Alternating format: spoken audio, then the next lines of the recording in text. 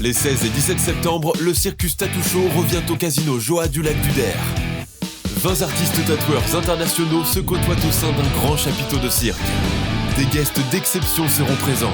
Freaky Woody, la TikTokeuse 869 ou encore Betty Burger BBZ.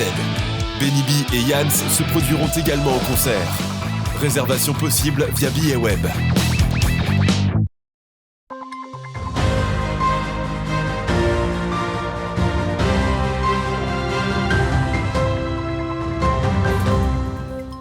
Bonsoir et bienvenue dans notre 15 infos. Voici les titres de ce mercredi 13 septembre. Suite au très fort séisme qui a touché le Maroc, la solidarité se met en place outre-Méditerranée, comme à Saint-Dizier, où une association met en place une collecte de vêtements et de nécessaires de secours. Dans la Marne, les vendanges continuent comme à Bassuyer, où 600 000 kilos ont déjà rejoint les cuves de la coopérative. Et la fin d'un café dans un village est très souvent mauvais présage pour l'activité du bourg. À Trévray, dans la Meuse, des bénévoles ont créé un bar associatif pour sauver le village. Et dans la nuit du vendredi 8 au samedi 9 septembre, le centre du Maroc a été touché par un séisme de magnitude 7, provoquant alors de nombreux dégâts. À l'heure actuelle, plus de 5000 blessés et 3000 personnes sont malheureusement décédées. Certains villages ne sont pas encore accessibles, mais les ravitaillements sont nécessaires. Plusieurs associations, comme celle du camping-car du Cœur, ouverte depuis mars 2023 à Saint-Dizier, se mobilisent et récoltent des dons destinés aux victimes de cette catastrophe naturelle. Écoutez la présidente de l'association au micro d'Agathe Poulet. Quand j'ai vu ce qui s'est passé au Maroc, j'ai voulu tout de suite agir et récolter des dons pour pouvoir les aider. Nous récoltons tout ce qui est vestimentaire, hommes, femmes, enfants, couverture, tout ce qui est logistique, couverture, tente, sac de couchage et de l'hygiène, pas de médicaments. Et tout ce qui est de premier secours, bandages, pansements. Et après, avec mes bénévoles, nous allons les trier, habits pour hommes, habits pour femmes, et ainsi de suite. Et après, les envoyer donc, au Maroc. Les vendanges ont commencé la semaine dernière dans le pays Vitria. Malgré une forte chaleur tardive, les récoltes sont bonnes avec des vignes qui débordent et des grappes bien fournies. Brigitte Maestrazzi a suivi une coopérative lors d'une matinée pour suivre le processus des vendanges. À la rosée du matin, ces vendangeurs se pressent pour récolter le plus de grappes de raisin possible. À Saint-Lumier, en Champagne, les vignerons s'activent dès l'aube pour profiter de la fraîcheur du matin. Avec le soleil levant et la bonne humeur de tout le monde, la tâche est plus agréable. Pour certains d'entre eux, c'est une première, mais pour d'autres, les vendanges sont devenues une habitude. C'est la deuxième fois. Et tu trouves ça comment?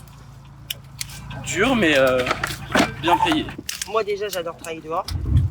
Déjà. Et c'est agréable de couper le raisin, d'être dehors comme ça dès le matin. Et puis après, voilà, ça rapporte de l'argent aussi, il faut pas se mentir. Donc voilà, après, puis au niveau de l'ambiance, on coupe à deux, on coupe en binôme, donc c'est sympa, on n'est pas tout seul. On se raconte notre petite journée. Donc voilà, ça reste convivial, quoi. Une fois ramassées par les débardeurs et disposées sur les camionnettes, les caisses de raisin roulent vers la coopérative où les caristes prennent le relais. Ils trient l'arrivage et les mettent en place devant les bons pressoirs. Une étape importante à réaliser rapidement pour éviter que le raisin ne pourrisse et ne soit perdu. C'est des pressoirs qui font normalement 8000 kg, donc on fait des lots de 8000. Après il y a des vinifs, il y a des lots un petit peu spéciaux qui doivent être triés à part, qui doivent être passés à part. On a deux systèmes de pressoirs, Pera et Cocard pour ne pas les nommer. Et par exemple, quand on a des petits lots de 4000, 5000 kg, ça par contre ça doit passer plus sur un Cocard qu'un Pera, donc il faut être vigilant à tout en fait. C'est le maître mot, vigilance, rapidité aussi, et puis attention quoi. Ici, les vendanges ont débuté le jeudi 7 septembre. Pour l'instant, plus de 600 000 kg de raisins ont déjà été récoltés sur la moitié du terrain de 20 hectares. La cueillette se passe plutôt bien. On a eu des gros problèmes avec la chaleur en début de vendange parce que la canicule n'arrangeait rien. On était obligé d'arrêter vers 14h maximum. On ne pouvait pas cueillir l'après-midi, c'était vraiment trop chaud.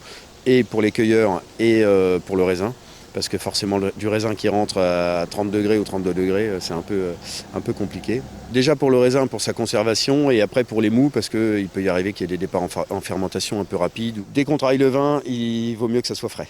La Champagne a été malheureusement touchée par le décès de 4 vendangeurs depuis le début de la saison, dont un dans le pays Vitria. Pour cette coopérative, aucune victime est à déplorer, mais les conditions météorologiques restent difficiles. Les vendanges devraient finir ce lundi 18 septembre et il faudra attendre encore plusieurs mois que le vin se repose dans les cuves avant qu'il soit mis en bouteille. Et justement, le bar associatif Les Trois Vallées anime le village meusien de Trévray en remplacement d'un bar fermé quelques mois plus tôt. Initiative qui ravit les habitants qui avaient peur que le centre-bourg ne se meure. Exemple concret lors de la soirée de réouverture après la pause estivale. Manon de Fontis.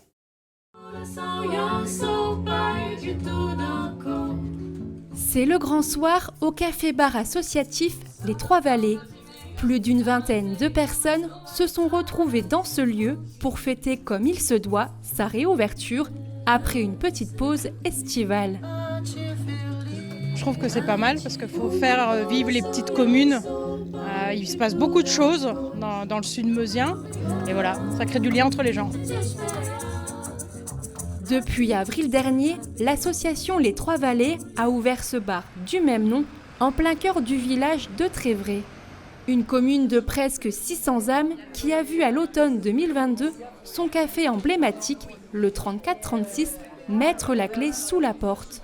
C'est donc à ce moment qu'une bande d'habitués a décidé de reprendre l'affaire et de créer un lieu de rencontre pour les habitants du sud meusien.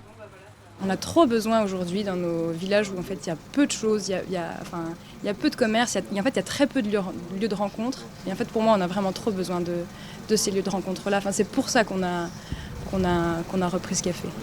Aujourd'hui, une trentaine de personnes de tout âge s'investissent dans le projet, comme Guillaume, bénévole depuis l'ouverture de ce café rural. Une aventure humaine qui s'est créée autour de ce projet qui est fabuleuse. En plus, on arrive à fédérer énormément de gens de tout âge, de tout horizon dans ce lieu. Donc, moi, c'est ce qui me tenait à cœur et je pense qu'on a réussi à œuvrer dans ce sens, quoi. Une dose de partage, mais aussi de bonne humeur avec une touche de convivialité. C'est donc ça la recette du succès dans la Meuse, à consommer sans modération. Et voilà, c'est la fin de cette édition. Tout de suite, vos prévisions météo de demain. Et excellente soirée à tous sur Puissance Télévision. Toute l'actualité en continu à retrouver sur notre site internet et notre application mobile. Retrouvez-nous sur le canal 373 de la TV d'Orange et sur le canal 953 des offres Freebox.